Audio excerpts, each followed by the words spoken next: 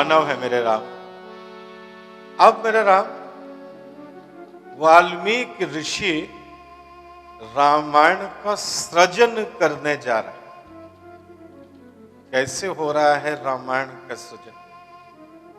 एक घटना घट रही है बीच में। ऋषि वाल्मीकि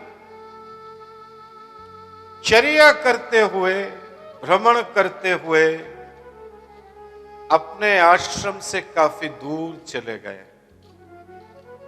आज एक अलग प्रकार की अनुभूति में है ऋषि वाल्मीकि। साथ में है शिष्य भरद्वाज। दोनों ऋषि चले जा रहे हैं। दिशा भी ज्ञात नहीं है कि कहां जा रहे हैं, कारण भी ज्ञात नहीं है क्यों जा रहे हैं। और लेकिन देखते क्या है कि ऋषि की जो परिव्राजन की दिशा है, भ्रमण की दिशा है, गति की जो दिशा है, वो अयोध्या की ओर। भरद्वाज गुरु से पूछते हैं, ऋषि वाल्मीकि से पूछते हैं कि क्या वो राम के पास जा रहे हैं? ऋषि मौन रह जाते हैं। ऋषि का कोई उद्देश्य नहीं है कि वो राम से भेंट करने अयोध्या जा रहे हैं। ऋषि वाल्मीकि तमसा नदी के तट पर ठहर जाते। तमसा नदी के तट पर ठहर जाते। नदी तट पर ऋषि समाधि की अवस्था की ओर बढ़ने लगते हैं। समाधि, बहुत बार यह शब्द आता है हमारे सुनने में। जब सुख और दुख की अनुभूति समाप्त हो जाए तो वो समाधि है मेरे राम। न सुख की अनुभूति हो, न दुख की अनुभूति हो, अदुख सुख, न सुख न दुख, दोनों में से किसी की भी अनुभूति नहीं। और श्वास पर नियंत्रण, ऐसा ही हो रहा है वाल्मीकि ऋषि के साथ। चेतन में अचेतन घुल रहा है, चेतन में अचेतन, कॉन्शियस में सब कॉन्शियस एसिमुलेट हो रही, सात्मीकरण हो रहा है। मैं और तू का फर्क समाप्त होता जा रहा है। अंतश चेतना, इनसाइट पावर प्रभावी हो रही है। और जब ऐसा होता है, किसी के भी साथ होता है मेरे राम, तुम्हारे साथ भी हो सकता है, कभी भी हो सकता है। और जब ऐसा घटता है तो सुपर कॉन्शियस का क्रिएशन होता है, अति चैतन्यता आती है। अति चैतन्य में पहुंच रहे हैं, सुपर कॉन्शियस में पहुंच रहे हैं ऋषि वाल्मीकि। जो बियॉन्ड एक्सीलेंस का कॉन्सेप्ट है, उत्कृष्टता से परे। उत्कृष्टता तो एक सीमा है, the kind of limit, excellence. Beyond excellence reaches towards the infinity. उत्कृष्टता से परे का अर्थ है अनंत की ओर पहुंचे, सीमाओं से परे चले जाए। ऋषि वैसी ही स्थिति। और ऋषि के नेत्रों के सामने ऋषि के नेत्रों के सामने एक बहेलिया, एक निषाद, क्रौंच मिथुन यानी क्रौंच युगल कपल ऑफ चकवा चकवी का शिकार कर देता है और नर चकवे को तीर मार देता है। घटना बहुत छोटी है, पक्षियों का शिकार होना, पशुओं का शिकार होना, और वो भी त्रेता युग में सामान्य है। राम भी तो आखेटक रहे। बहेलिया ने कोई बड़ा अपराध नहीं कर दिया, ये कोई क्राइम नहीं है, लेकिन जो घटनाएं देखने में बहुत छोटी होती हैं, उन्हीं का जो परिणाम होता है, प्रभाव होता है, जो एक्सीलेंट काइंड ऑफ पीपल होते हैं उन पर बिल्कुल अलग। इसी को कहते हैं सृजन। चकवा और चकवी काम क्रीड़ा में रत थे।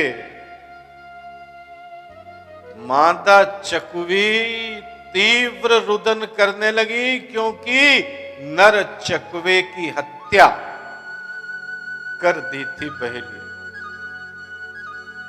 दृश्य सामने है। और जो समाधिस्थ हैं ऋषि वाल्मीकि, उनके अंदर एक अंतः क्रिया होती है।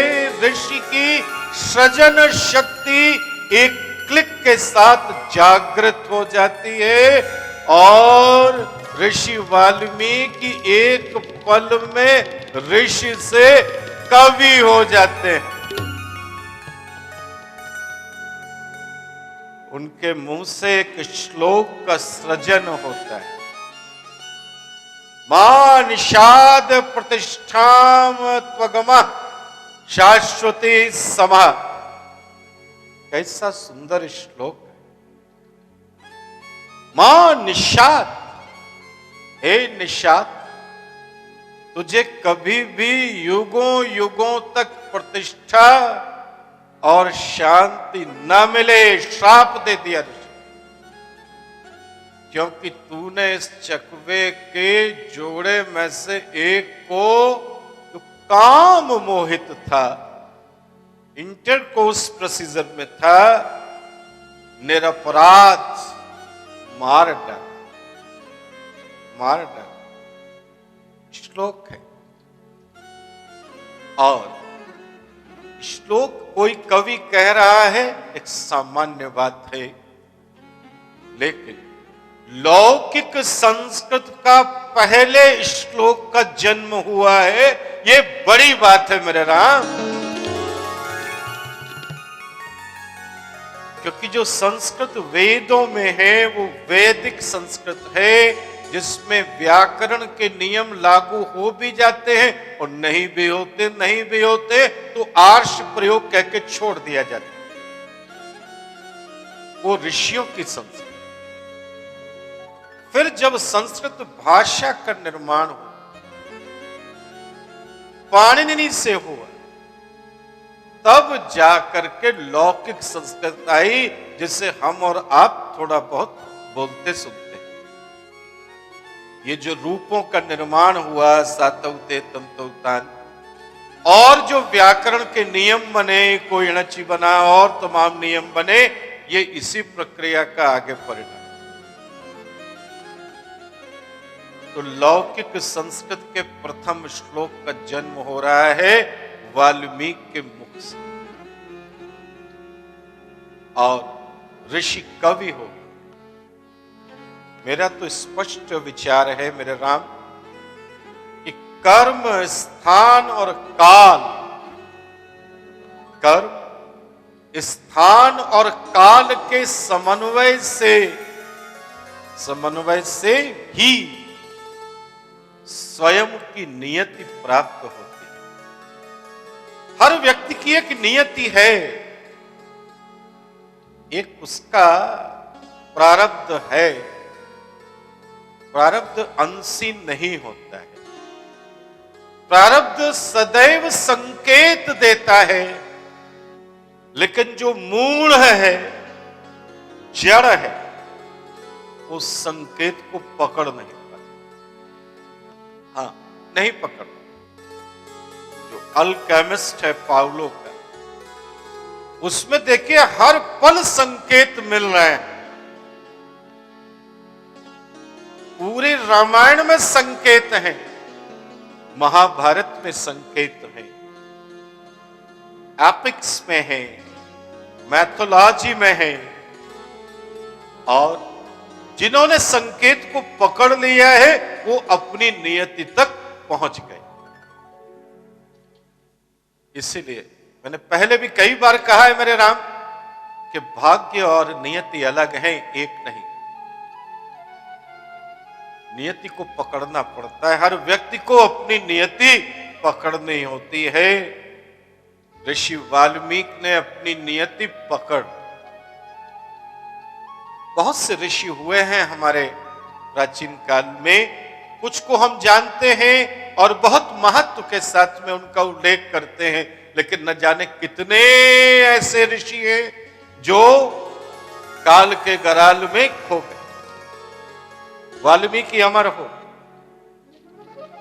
ऋषि वाल्मीकि को राम कथा के सृजन की नियति तक पहुंचना था, जिसके लिए तमसा नदी का ये तट स्थान बना, समय का एक विशेष खंड जिसे कांड कहते हैं, सृजन का आधार बना। और वाल्मीकि के कर्म ने रामायण को, राम के अयन को और राम को अमरता प्रदान की। तो कर्म सबसे महत्वपूर्ण स्थान, प्रत्येक स्थान की एक ऊर्जा होती है, एनर्जी होती है, हर स्थान में वो एनर्जी नहीं। और काल, समय के विशेष हिस्से जो अपने वाइब्रेशंस देते हैं, इनका जो क्रिएटिव असेंबली होती है, ये चरम लक्ष्य को पाती है। और ऋषि वाल्मीकि को आगे का एक पूरा मार्ग मिल गया, अमरता प्रदान हुई। वाल्मीकि को नारद जी ने पूरी राम कथा सुनाई, ब्रह्मा ने आदेश दिया और ऋषि कवि ने श्लोकों में पिरो करके रामायण का सृजन किया। 5 अध्याय, 5 कांड वाल्मीकि ने स्वयं तैयार किया। वाल्मीकि ने जो बाल कांड है और उत्तर कांड है, इन दोनों का सृजन नहीं किया, केवल 5 कांड तैयार किए थे। आगे के कवियों ने ये दोनों कांड जोड़ दिए। कब जोड़ दिए और किसने जोड़ दिए, ये अभी अंडर रिसर्च प्रोसीजर। और आदि रामायण या आदि वाल्मीकि के रामायण से जिसे हम जानते हैं, उसमें 7 कांड हैं। और वाल्मीकि ने अयोध्या कांड से लेकर युद्ध कांड तक पूरा वर्णन राम का कर। बालकांड और उत्तरकांड का अगर समय देखा जाए तो लगभग 4वीं शताब्दी ईसा पूर्व के आसपास इनका जुड़ाव होता है। ऐसे मेरे राम का अयन तैयार हुआ, वाल्मीकि रामायण तैयार हुई। मानव है मेरे राम, मानव है मेरे राम।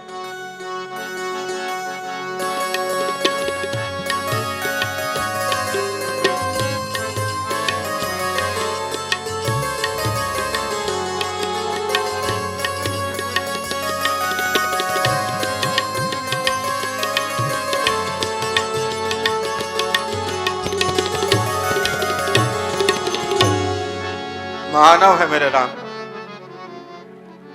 अब राम के पास फिर चलते हैं। चक्रवर्ती सम्राट बन रहे हैं राम अब स्वयं को चक्रवर्ती सम्राट के आदर्शों में ढाल रहे। राम अश्वमेध यज्ञ करना चाहते हैं और लक्ष्मण शत्रुघ्न को यज्ञ के विमर्श के लिए बुलाते हैं। कहते हैं, महर्षि वशिष्ठ, वामदेव, जाबाली, कश्यप ऋषियों के साथ विमर्श प्रारंभ होता है और नैमिषारण्य जो वर्तमान समय में सीतापुर उत्तर प्रदेश में है, यहां पर यज्ञ भूमि के लिए स्थान निर्धारित किया जाता है। गोमती नदी के तट पर है यह स्थान और यज्ञ की पूर्णता के लिए अश्व और सेना दोनों का प्रक्षेपण किया जाता है। यह परंपरा थी कि एक अश्व के साथ में एक सेना चलती थी।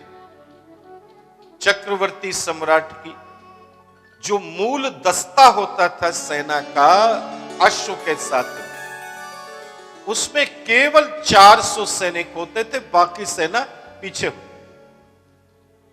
और उस घोड़े अश्व जो भी पकड़ लेता था उसे चक्रवर्ती सम्राट की सेना से युद्ध करना होता। हारना भी लगभग तय ही होता था, क्योंकि अश्वमेध यज्ञ तो वही करता था जो पहले से ही अपना उत्कृष्ट सैनिक अभियान पूर्ण कर चुका था। ऐसे सेना चली और शत्रुघ्न के नेतृत्व में चली सेना, वही इसके नियंत्रक बनाए गए। निर्बाध यात्रा शुरू हुई अयोध्या से और शत्रुघ्न ब्रह्मावर्त से होकर के निकले, वही बिठूर कानपुर।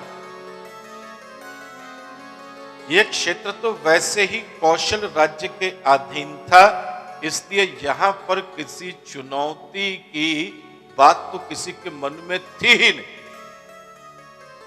आप देख रहे हो मेरे राम कि घटनाएं लौट लौट करके केंद्रित हो रही हैं ब्रह्मावर्त।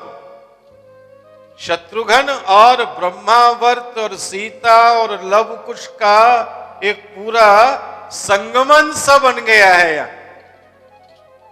लेकिन क्या हुआ, सेना जा रही है शत्रुघ्न की, तो अचानक 2 बालक प्रकट हो गए और राम के अश्व को रोक लिया और शत्रुघ्न को युद्ध के लिए चुनौती दे डाली दोनों बालकों। शत्रुघ्न देख रहे हैं कि बालकों के पास धनुष बाण है लेकिन सेना नहीं। बालकों के निकट पहुंचकर रामानुज ने देखा तो वो बालकों को पहचान गए। ये वही बालक हैं जिनको रामानुज ने, शत्रुघ्न ने कुछ समय पहले ऋषि वाल्मीकि के आश्रम में राम कथा गाते सुना था। क्योंकि वाल्मीकि ने जब सृजन कर लिया, प्रणयन कर लिया राम कथा का, तो उसे सिखा दिया था लवी कुश को, लव कुश को, कि तुम गाओ इसको।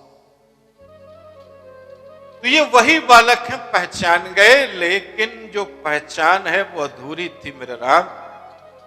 शत्रुघ्न पहचान तो गए लेकिन जान नहीं पाए कि इन बालकों के जन्म के समय भी शत्रुघ्न वहीं थे और इनका मुख दर्शन किया था। और रामानुज ये भी नहीं जान पाए कि ये दोनों बालक राम के पुत्र हैं और वो इनके चाचू हैं, नहीं जाने। बालक युद्ध की जिद कर रहे थे। अल्प आयु के बालकों से युद्ध नहीं किया जा सकता, युद्ध की मर्यादा है, और वो भी आश्रमवासी बालकों से। शत्रुघ्न ने बालकों की प्रशंसा की और फिर उनसे रामकथा गायन के लिए कहा और उन्हें बहला फुसला करके वापस भेज दिया। शत्रुघ्न को याद है कि कुछ समय पूर्व मधुपुरी से अयोध्या जाते समय वो ऋषि के आश्रम में गए थे और वो याद उनके अंदर कंटिन्यू है कि तब उन्होंने इन बालकों को देखा और सुना था। लेकिन बात वही है मेरे राम, कि इसके बाद और इसमें जो छुपी हुई कथा है वो नहीं जानते थे शत्रुघ्न। अश्व ने अपनी परिक्रमा पूरी की, लौट आया। अश्व और अश्वमेध यज्ञ की तैयारियां शुरू हो। कैसी विचित्र आर्य परंपरा है, राम तुम भी सोच के देखो कि जो अश्व सम्राट की यश पताका लेकर पूरे राम राज्य में घूमता रहा और कुशलता पूर्वक लौट करके राजधानी आया, अब उसी अश्व की बलि चढ़नी है यज्ञ में और उसका प्रसाद बंटना है सारे ब्राह्मणों के बीच में। अथक सेवा का मूल्य इस प्रकार चुकाया जाना अपने आप में कैसी विचित्रता है और एक जुगुप्सा सी उत्पन्न होती है। खैर यज्ञ तो होना है, बलि भी चढ़नी है। लक्ष्मण और शत्रुघ्न ने नैमिषारण्य में एक नई अयोध्या बसा दी है। विभिन्न मित्र राजा इस यज्ञ में आमंत्रित हैं। धर्म राज्यों का एक नया, धर्माचार्यों का एक नया वर्ग पूरा जो बन गया है वो भी आ गया है इस नए यज्ञपुरी में। ऋषि मुनियों के परिवार पधार रहे हैं, राज परिवार को तो आना ही है। नैमिषारण्य में शिविरों पर फहराती पताकाएं अपने स्वामियों का परिचय दे रही हैं। कैसा दृश्य बन गया है मेरे राम, लेकिन ऐसे यज्ञ पूरा नहीं हो सकता।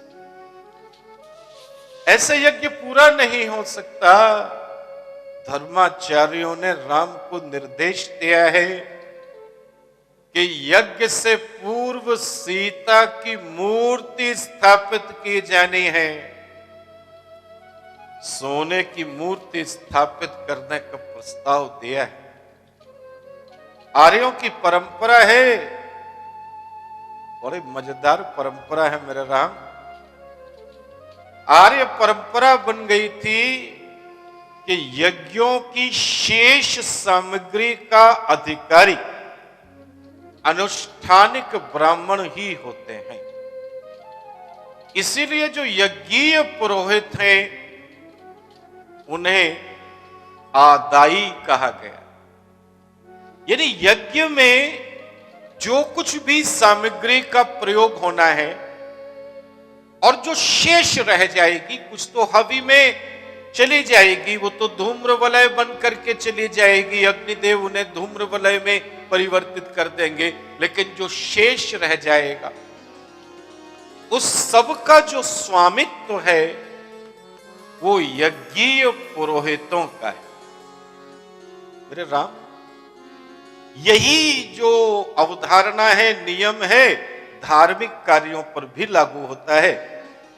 इसीलिए कई बार लोग नाराज हो जाते हैं कि ब्राह्मण लोग जब कोई धार्मिक कार्य पूरा कराते हैं तो जो कुछ भी चढ़ावा और सामग्री होती है वो उसको अपने पास रख लेते हैं। ये उनका हक है, ये उनका अधिकार है, इसमें वो कुछ गलत नहीं कर रहे हैं, वो लालची नहीं है नहीं, ये वैदिक परंपरा के आधार पर उनका अधिकार है और वो उसके अधिकारी हैं। अब वो ना ले जाएं, छोड़ जाएं, ये उनकी अपनी इच्छा है। कुछ छोड़ भी जाते हैं लेकिन इसमें उनका कोई दोष नहीं, आदाई है ब्राह्मण। तो यहां मामला क्या है मेरे राम, आप जान गए हो कि मूर्ति तो यज्ञ की शेष सामग्री ही रहेगी और वो भी मूर्ति काहे की है, सोने की। तो किससे मिलेगी? पुरोहितों। ऐसे प्रस्ताव किया गया।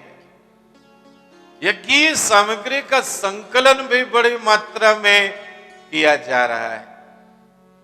सीता की मूर्ति क्यों चाहिए? इसलिए चाहिए क्योंकि शतपथ ब्राह्मण कहता है अपत्नी को अयज्ञ, यजुर्वेद का ब्राह्मण ग्रंथ, यज्ञीय ग्रंथ के बिना पत्नी के यज्ञ नहीं हो सकता। और यहीं पर पत्नी का स्थान तो दाया हो जाता है यज्ञ में, धर्म में दक्षिणे पत्नी यज्ञ, और सब जगह बाया है, वामा है, लेकिन यहां दाया स्थान। तो बिना पत्नी के कैसे होगा यह? इसलिए पत्नी नहीं है, और चूंकि जीवित है, आ नहीं सकती, निर्वासन हो गया है, इसलिए उनकी मूर्ति बनाई। चूंकि राजा की पत्नी की मूर्ति बननी है, और वैसे भी मूर्ति बनाने के लिए विधान है मूर्ति कला में भी। अगर मूर्ति की पूजा होनी है, उसे मानवीय रूप में देखना है और यज्ञीय रूप में देखना है और प्रतिष्ठित करना है, तो यह तो मूर्ति धातु की हो, सोने की हो, चांदी की हो, अष्ट धातु की हो, या लकड़ी की हो। धातु हो या लकड़ी हो, या फिर मिट्टी हो, पत्थर हो। तो ऐसा नहीं है कि किसी भी चीज की मूर्ति बनवा लो। जो मूर्ति बनने का जो प्रारंभ है, और जो पहली मूर्ति भारत में बनी और विश्व में तो बनी नहीं थी, वो तो हड्डी की थी। That was the bone statue. वो इलाहाबाद के पास से मिले हैं, मातृ देवी की मूर्ति है, लेकिन वो बोन की है, हड्डी। फिर जाकर के सिंधु घाटी सभ्यता में मातृ देवी की मूर्तियों का निर्माण हुआ, वो धातु की, सील। तो ऐसे मूर्ति का विकास शुरू होता है। तो सोने की मूर्ति का यहां प्रावधान किया जा रहा है, और बड़ा उत्साह है, उल्लास है। पूरे यज्ञ भूमि में लंबे अंतराल के बाद में तमाम राम के पूर्व परिचित राजे महाराजे संत सब आ रहे हैं, मिल रहे हैं, राम से मिल रहे हैं। लेकिन राम तो किसी से भी नहीं मिल रहे हैं मेरे राम, क्योंकि राम तो अपने से भी नहीं मिल पा रहे हैं, तो किसी दूसरे से कैसे मिलेंगे? मानव है मेरे राम, मानव है मेरे राम।